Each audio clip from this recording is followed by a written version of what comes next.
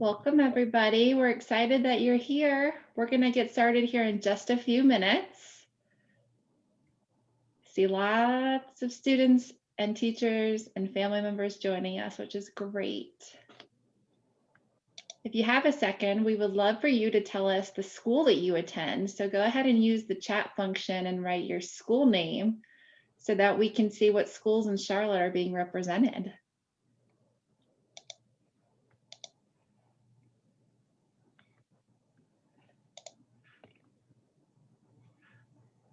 Hello, Druid Hills Academy, Charlotte Lab School, Idlewild, Huntington Farms.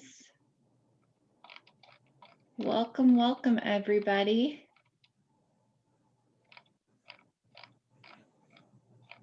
We're going to get started here in just a couple minutes. So if you've already written what school you're joining us from, go ahead and drop what you'd like to be when you grow up in the chat. I know I asked this when you were registering, and I saw lots of engineers, doctors. Perfect. Lots of STEM careers. A zookeeper, that sounds very interesting. A YouTuber. An author. Teachers, that's great.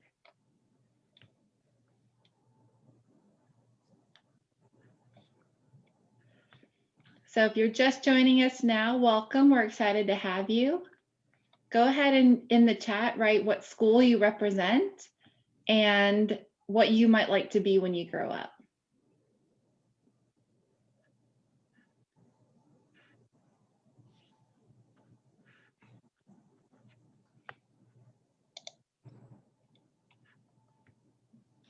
Thank you for joining us today. We're really excited to have you all here.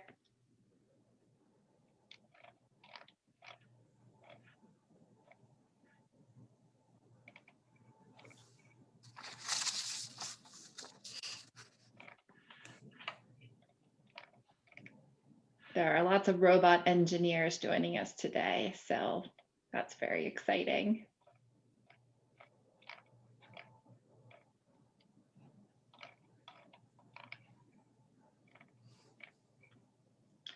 All right, we're going to go ahead and get started. Welcome, everyone. I'm so excited that we have so many students and teachers and family members and educators on this webinar today. My name is Alyssa Sharp. I'm the CEO of Digi-Bridge.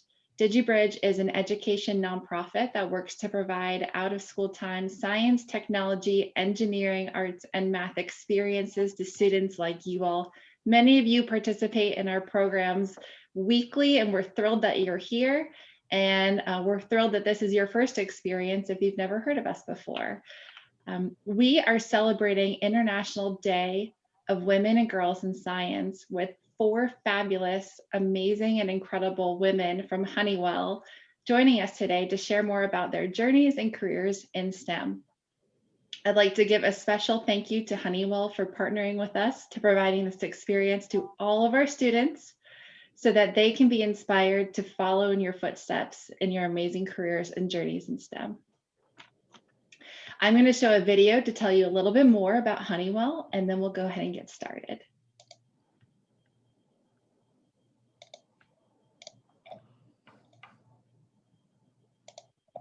The world's changing. Automation's growing. Productivity's soaring. Innovation's accelerating. At Honeywell, it's a familiar story. Because we've always adapted to be changing the way the world works. Developing more efficient processes, devices, and systems for vital industries. Today is no different. We're leading the charge as industry undertakes digital transformation. Developing software, services, and the digital solutions that set the pace for an ever-changing world. Now we detect toxic gas by listening for it. Build predictive analytics that maintain jets while they fly. Streamline e-commerce with artificial intelligence. Connect and transform massive buildings with advanced software. Safeguard critical infrastructure with intuitive cybersecurity. And create experts in field repairs through augmented reality. Honeywell continually promotes its culture of creativity, speed, and agility. To be ready for anything. To change everything. To change the way the whole world works.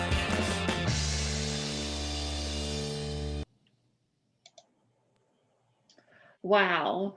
I know that so many of you on the webinar today saw that video and thought, I would like to work there one day. And so we have 4 women that are going to tell us all about what they do and all about the innovation that Honeywell has.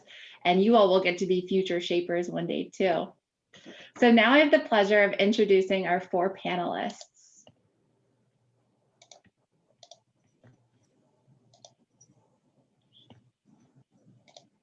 Here we go. All right, joining me today, we have Lisa Butters, who is the AERO General Manager of Go Direct Trade, and she uses blockchain technology to sell airline parts.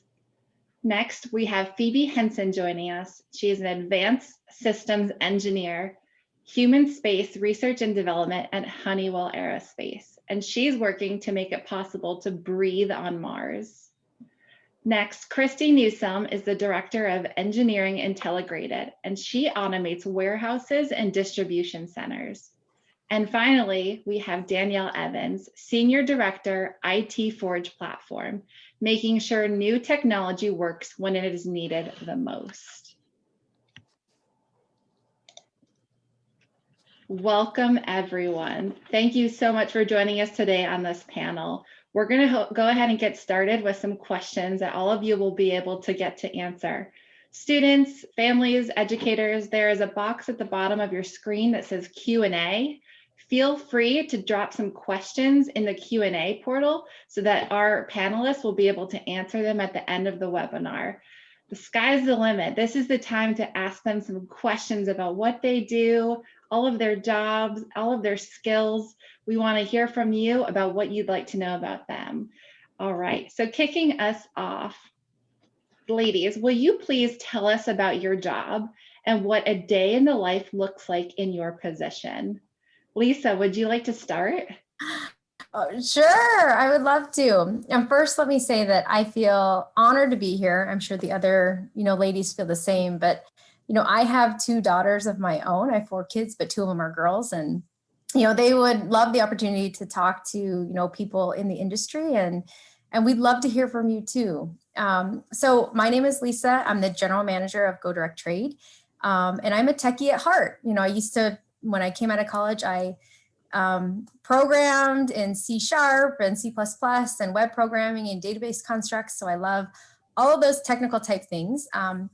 But in today's world, I run a software startup inside of Honeywell. So Honeywell is a huge company, but we have this concept called a greenhouse, which is a software startup inside the Honeywell 4 walls.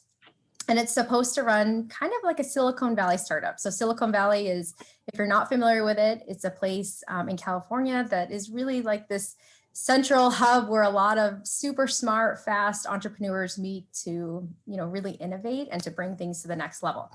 And so I run a software startup inside of Honeywell, and my typical day is crazy. I think at Honeywell, the other people might have different experiences, and I've had different roles where you're very specifically, doing something like engineering, design, user experience. But when it comes to a software startup, you do a little bit of everything. So we call ourselves a garage style startup. We're a really small team. We have 5 people in our team and then a 10-person development team. But I do a little bit of everything. So I do things like work on partnerships to try to work with big players in aerospace to have them list their parts for sale on Go Direct Trade. I do user experience and design. All the screens that you see, whether you're looking on Amazon.com or you're looking on TikTok or you're looking on YouTube, that's called the user experience, the screens that you see and that you interact with. And so I am designing screens and getting feedback on the user experience all the time. I even do stuff that's related to, legal things, what's legal and what's not legal within this marketplace environment. So I do a little bit of everything. And I think that's what's really cool about being inside of a software startup. When you have a really small team, you're going to do a lot of different things. That's incredible. I had no idea that there were smaller business units within Honeywell. So that's really fascinating. Thank you for sharing. Phoebe, would Yes. you like to share next? Sure, I'd love to. Hi, everyone. My name is Phoebe Henson. I work in Honeywell's Human Space Research and Development Group. So what that means is we develop products for NASA and for commercial companies that want to put humans into space. So one of the taglines that I think you heard is I'm making it possible to breathe on Mars. And that's because one of the technologies that my team and I invented was a technology that removes carbon dioxide from the air. And we're working with NASA right now to put our very first unit onto the International Space Station. For those who aren't familiar, NASA has an International Space Station, or NASA and a bunch of other companies run the International Space Station. And that's where astronauts go, and the ISS, International Space Station, circles Earth, I think like 18 times a day. And we have tons of engineers and scientists up there right now working as astronauts doing research. One of the things that I get to do is figure out ways to help them to breathe more comfortably up there, because as when we put humans up there in a very closed environment, they produce CO2 and they require oxygen to breathe. So our device removes that CO2 from the air and helps turn that back into oxygen in downstream systems. So my day to day looks very different, but as the project manager of my team, I work a lot with NASA. So I have a lot of calls with NASA. I have a lot of calls with other commercial space companies. And I also work to figure out some additional products, work on additional products to help our astronauts in space. So that's what my day-to-day looks like. Wow, I know that we had a lot of future astronauts on the webinar today, so I'm sure we'll have a lot of questions about working with NASA and what it's like. So thank you for sharing. Danielle, I would love for you to share next. Yeah, absolutely. So I'm Danielle Evans. I'm the CIO for the Honeywell Connected Enterprise business. So in the same business as Lisa. And so if I think about my day-to-day, it can be really busy some days, and some days are really just structured around thinking through, how we help the business be better at what they do. So if you take a step back, my day is really focused on, I have this group of engineers that need to put out these amazing platforms and products. But in order to do that, I need to ensure that 1, they can sell quickly, 2, they can collaborate really, really easily, and then 3, they just need to be able to do their jobs seamlessly and effectively. And so my job is making sure that they have the right software, the right tools, the right applications to be able to do that on a day-to-day basis. So what my day looks like is I'm really listening to the customers, understanding what are their challenges, what are the problems, what do they need to do, talking to different peers globally from the US, from Europe, from Asia, from China, understanding how do we connect the dots, how do we integrate so that we can talk to each other and do these things. And then at the end of the day, actually creating and building really cool technology, really cool applications that allow these people to do this every day. So it's a really fun job, but at the end of the day, it requires me to really listen and really understand how I integrate all these engineers together. Wow, so collaboration is definitely something that you have to work on all the time. That's fascinating. Thank you for sharing. Christie, you're up. Hi, my name is Christie Newsome, and I'm the Director of Engineering for Intelligrated, and I am on the LSS side, which is our aftermarket and service component of the business. I have a team of about 100 project managers and mechanical, electrical, software, PLC engineers. And what we do every day is we do the planning, designing, and installation of material handling and automation within our customers' warehouses and distribution centers. So in other words, what we do is we make sure that your packages are arriving either same day, next day, which in this world, the pandemic is ultra important. So that's what my team works on. As far as a day in a life, there's really kind of two different components in my world, and that is what we call tactical, which is managing the day-to-day and the projects. It's important for us that, we have our projects ready to go when our customers need them. We do them on time and we do them within budget, because we are a business and it's very important that we make money. So my team is responsible for that. The other part of my day is more of a strategic component. And so it's very important that I'm looking out and protecting and paving the way for the growth within our business, because as you can imagine, e-commerce right now is exploding. And so our business is growing extremely fast. And so we have to react to that. We have to make sure that we have the right people coming in, that we can scale our business and still support all of our customers and their growing needs. So that's the other component in my day-to-day. And like Lisa, it's crazy, but it's a good crazy, right? I mean, we have such talented individuals on the team, and they're in all aspects of their career, from coming on board, new hires, to very seasoned people. And I guess the best part of my day is that I learn every single day. That's fascinating. Yes, I remember in the video I saw speed was essential for working at Honeywell. Yeah. It sounds like you definitely have to work at a quick pace with what you're doing. So thank you for sharing. Our next question, and I'll open it up to anyone that wants to share, is at Honeywell, you all are future shapers. What are you doing to shape the world and shape the future?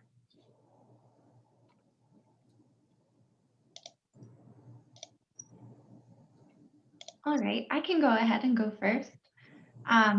So with my project, developing this new technology that can remove carbon dioxide from the air, we aim to put it onto future NASA vehicles for astronauts traveling to the moon and Mars.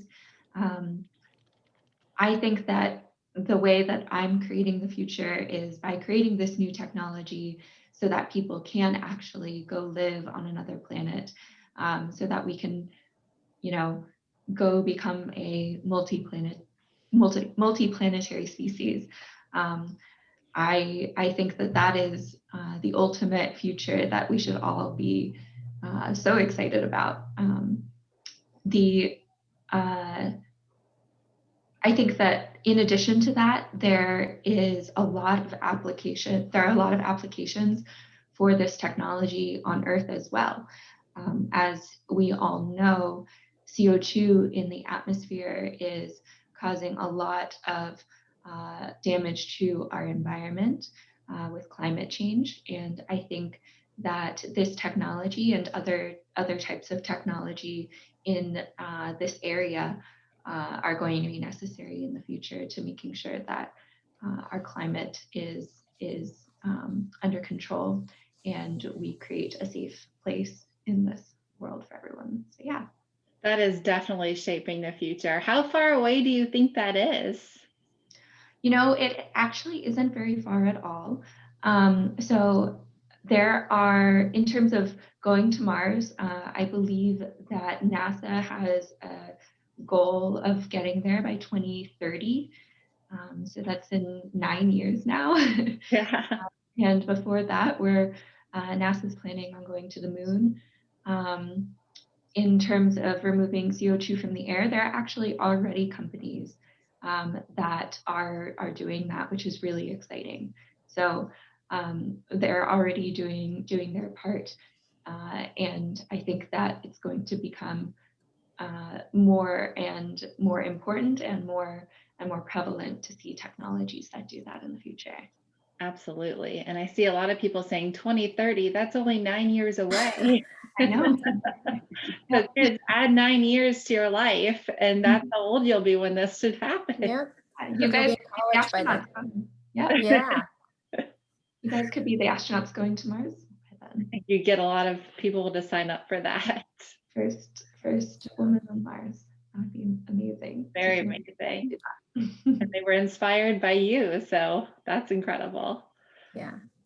So I'll go.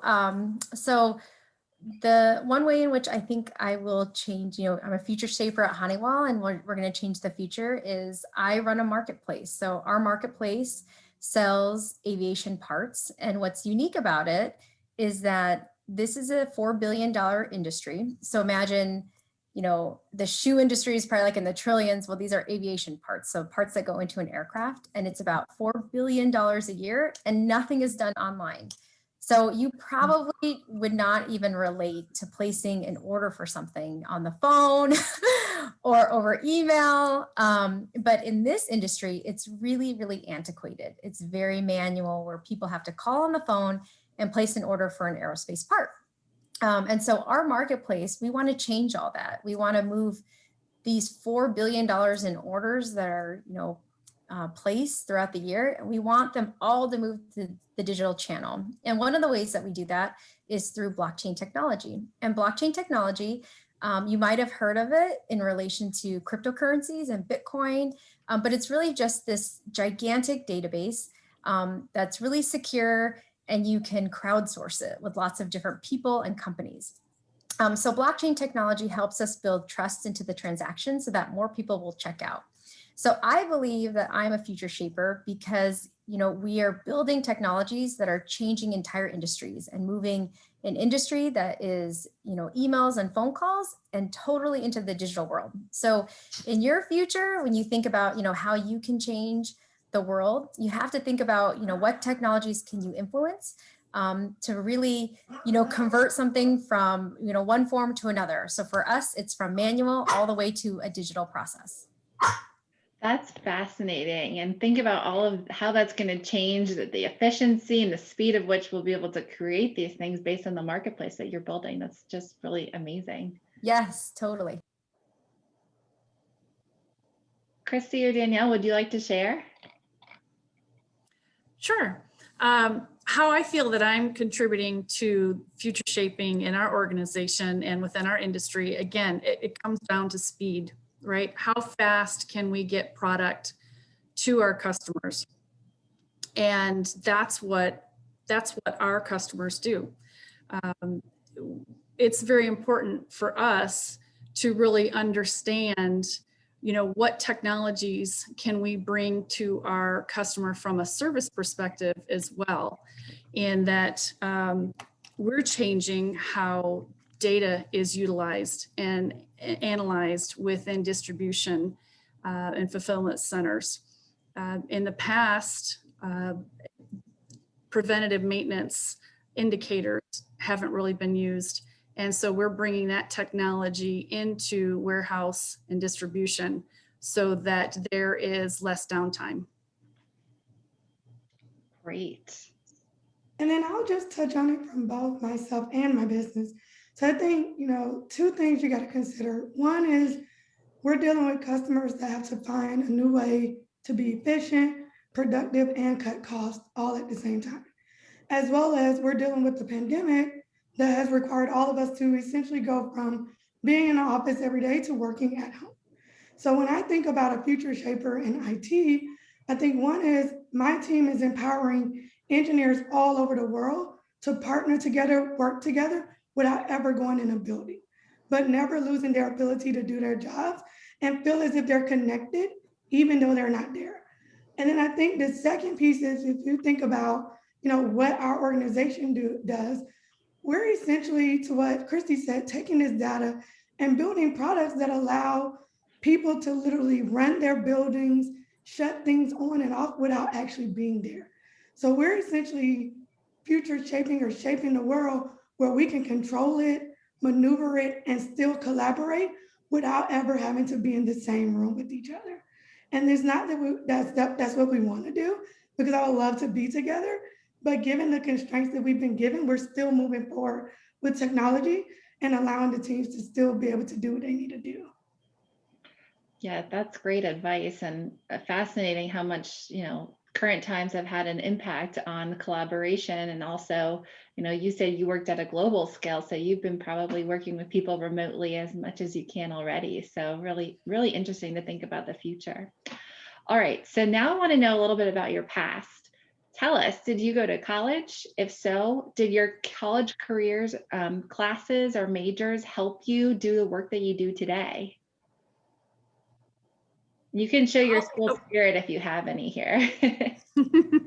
Yes, I'll go ahead and start. Yes, I went to college, but I want to back it up a little bit because I actually went to our community skill center and they had a robotics program. And that's really where I was introduced to robotics and STEM. And it really shaped my career path going forward. That's where I met my mentor.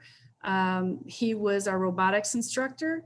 I was I was starting to go down a different path, and he sat me down one day and said, "Hey, listen, I think you need to consider taking a technology path." And we talked about it a little bit more, and he helped me with my application and wrote a great letter of recommendation, and that put me on the path to becoming an electrical engineer. So my electrical engineering degree with a mechanical engineering degree minor from what then was General Motors Institute and is now Kettering University. And then I went on to get my MBA with a finance track at Miami University in Ohio. But it's, I would say from college courses, I don't use calculus and physics every day, but what I do use is the disciplines I learned in problem solving, time management, critical thinking. That's really the application that I took away from my college experience. Thank you for sharing your background. I think it's really important to know that there's not one path to getting to where you are today. There's many different paths. So I really love to hear how each of you got there. Thank you. Who else would like to share? I can go. So kind of to Christie's point, I would say from middle school to somewhere around 10th grade, I was on a path of, I think I'm going to be a lawyer. And then somewhere in my 11th and 12th grade year, I was placed in an elective around networking and robotics. So essentially what we were doing, we're building robots and building network cables that you essentially plug in to connect to the network. So Wi-Fi wasn't that big of an option for us at that period. And so I was put in the elective, and I remember going home and saying, "Hey, Mom, I don't know if I want to do this course." And she said, "Well, just do it for a semester, see it out, and then we'll talk from there." But what I essentially learned was, one, I really like doing things that were hands-on. And two, I like this ability to be able to take a problem and try to figure out how to solve it. And so that then led me on a path to go into computer science. So I went to North Carolina A&T to get my computer science degree. And then, kind of went into a program where I developed software, built applications, ran infrastructure for different functions. And then from there, I said, well, hey, it's really good that I can build applications, but if I can't really associate the application to what people really need, then it's not helpful. And so I went back and got my MBA from Georgia Tech, and then went down a path of really being able to bring together this business side of understanding how businesses work and this application side of developing software that helps those businesses do what they do. And to Christie's point, I do think there are some proponents of computer science, the foundations of building the applications, understanding customers' need, understanding the markets that I still use today. Probably not the 8 different statistics courses. However, the understanding of really like listening, connecting the dots, et cetera, definitely use those on a day-to-day basis. Oh, that's great. Thank you. Phoebe or Lisa, would you like to share? Sure. So I studied electrical engineering in college. I got my bachelor's from Arizona State University. And I actually became interested in engineering back when I was in high school. I really enjoyed math when I was in high school, and I also really loved physics. And actually, every science class that I took, I really liked. but I especially loved physics. So when I was choosing my college major, knowing that engineering has a lot of math and physics made me feel really comfortable choosing that as my degree. I was also really interested in a lot of applications of electrical engineering, which is why I chose it. So things like solar panels and power and renewable energy, that's all stuff that comes from electrical engineering or a lot of other different types of sciences and engineering. So for those of you who are going and picking their college majors, I recommend that you go and figure out what you're interested in and figure out what different backgrounds, what different types of college majors apply.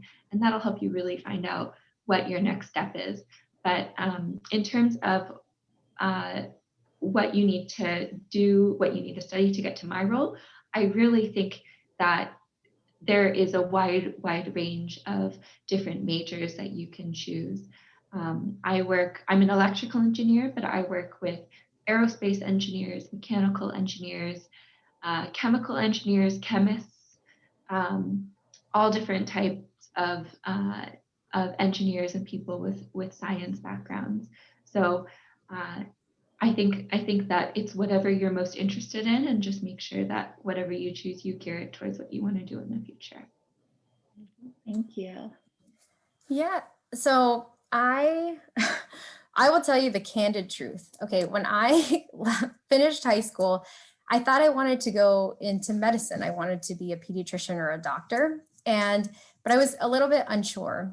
But my dad, he cut out this article in the newspaper and he said, "Hey, there's this degree called computer information systems. Do you think that would interest you?" And honestly, I really didn't know anything about computers. I mean, I had a computer, is basic word processing, but nothing like you see today. And the internet was just taking off. It was honestly like Yahoo. You don't even know what Yahoo is, I'm sure, but it's like our form of Google is their first year of taking off. But I had no idea about this industry. But my dad was like, "I think you can get a really good job if you get this degree." And I did not have a passion. It's not like I was like, I love computers. I like, building them or, it just didn't happen to be my passion. So I ended up doing it and I ended up getting this degree. I got it from Arizona State University. And I got my MBA from ASU. I went on to get my master's in finance from Harvard. But I will say that the computer-related degrees like computer information systems, computer science, software engineering, embedded systems, those really open the door to lots of these really cool jobs that you might be interested in or maybe you don't even know about.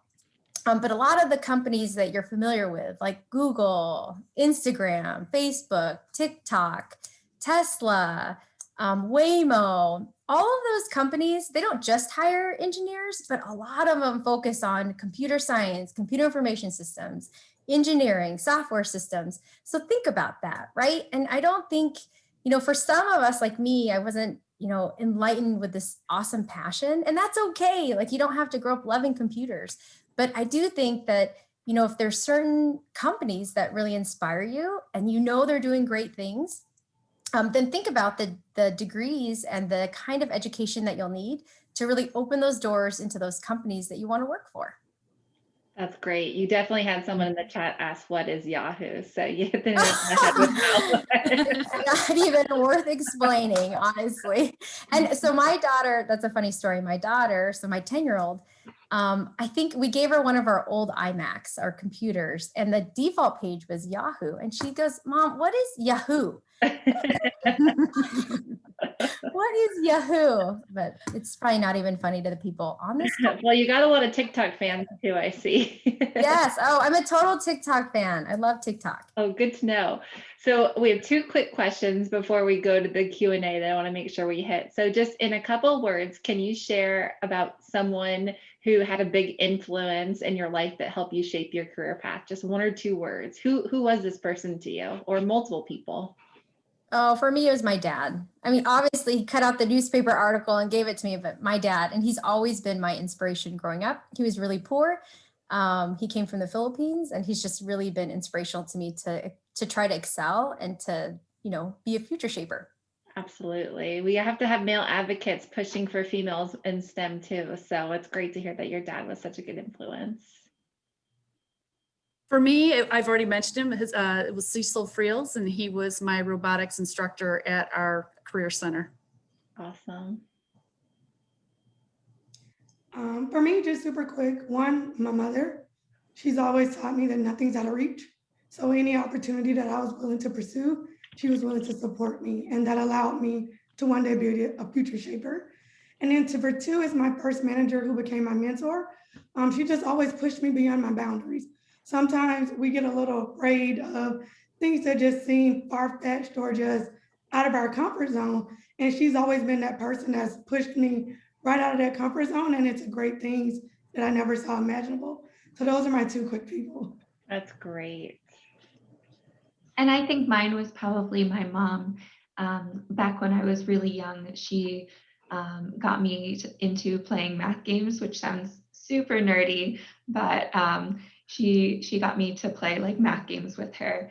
And it made me really enjoy the process of learning math and science and everything.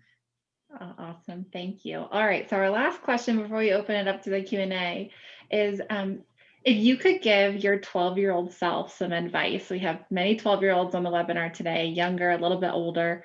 What would your advice be to your 12-year-old self?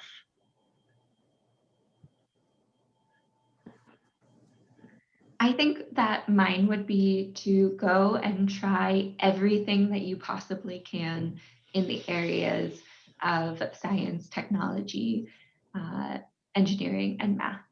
Because I think that there are so many different options, so many different career options that you can do, so many different things you can study that can one day impact the world, make this new future that we're trying to build.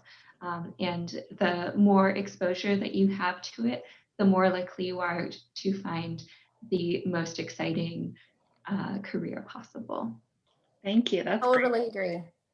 Yeah. And I would just add on to that and say, think about the things that you love today.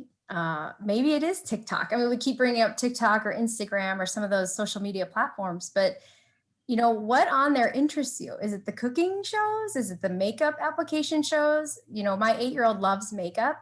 And she told me the other day that makeup irritates her skin, and she'd love to come up with a formula that doesn't irritate her skin, right?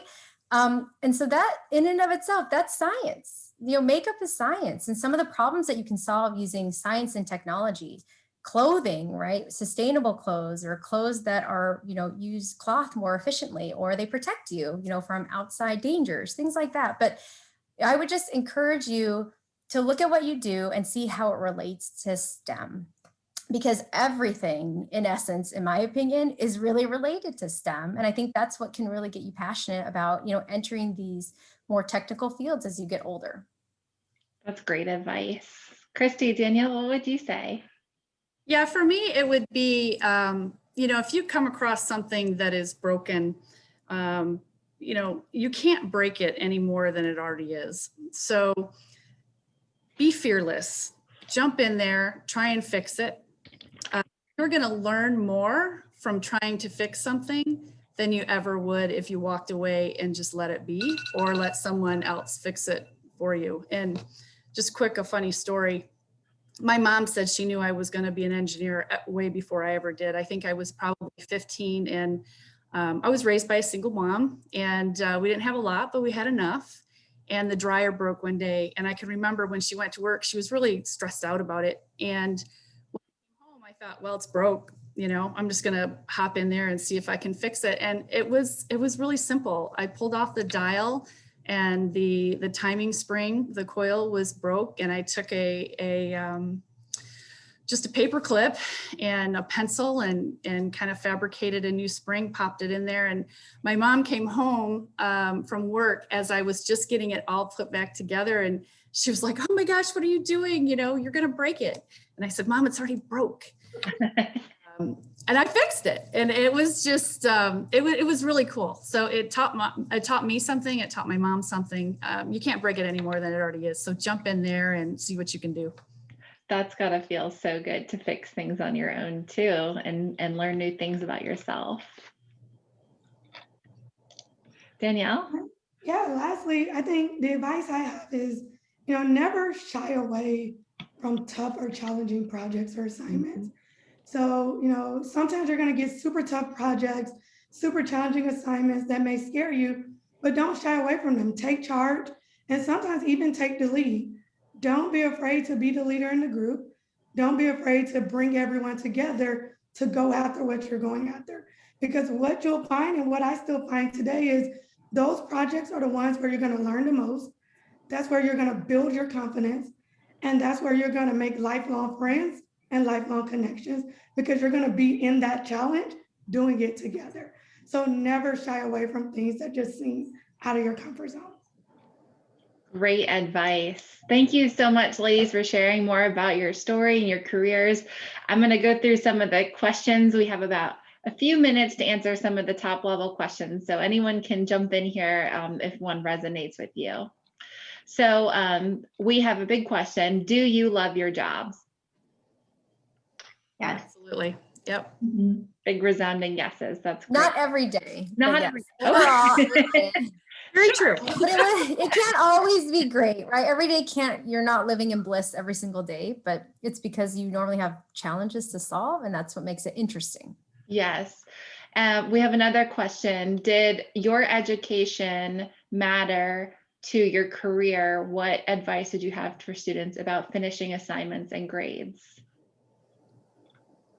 Turn everything in. If you don't turn everything in, you won't get, good grades. That's the problem. So yeah, you got to turn your assignments, and you got to get good grades and get help, if you need help from tutors or your other students and teachers. That's what they're there for. And I touched on it quickly, but certain degrees will open the doors to work for certain companies. Not to say you have to have a precise degree, but just think about that, in terms of what are the companies and industries I want to work for, and what kind of degree would help me get, to that company.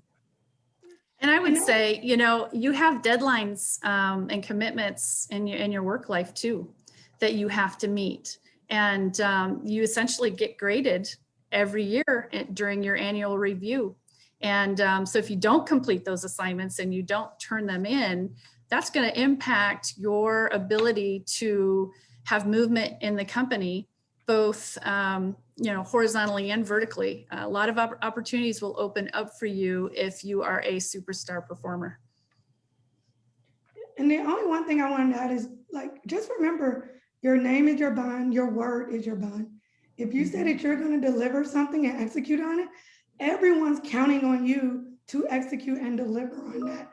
So your assignments matter. They're tied to your name. Your execution matters, because that's how people build trust with you. That's how people evaluate you. And people want to know that they can rely on you to deliver and complete something at the end of the day. So yes, 100%. It always matters. It matters now. It matters when you get to the roles that we're in. Great. Couple more questions. How long have each of you been with Honeywell? 11 years. 2 months. 2 months. 5 years for me. And last but not least, how do you feel as a woman in science? Do you feel supported? I do. Yeah. Yeah, I do. Do I think we could do more? Yes. And do I think it could be even more supported in the future? Yes. And that's exactly why we have Alyssa and why we have you guys on the call. You guys are as our next generation. I hope that you leave this earth better than, when you found it. So you guys can support, the next generation after you. Well, I think that's a great stopping point for us, and really good last final words. I want to say thank you so much, Christy, Danielle, Phoebe, Lisa. You all are incredible, and you are definitely changing the world, future shapers. And I know that all of the 100+ students that we have on this call are definitely going to follow in your footsteps. So thank you for sharing your story. Thank you for sharing more about your career. Thank you for celebrating International Day to Women and Girls in Science. You all are the reason why we celebrate this day, and we hope that we are inspiring more girls to follow in your footsteps. So on behalf of Digi-Bridge and Honeywell, thank you to everyone that joined our webinar, and keep up the good work. Thank you. Thank you, Lisa. Thank you. Bye, everybody. Thank you Thanks, all. everyone.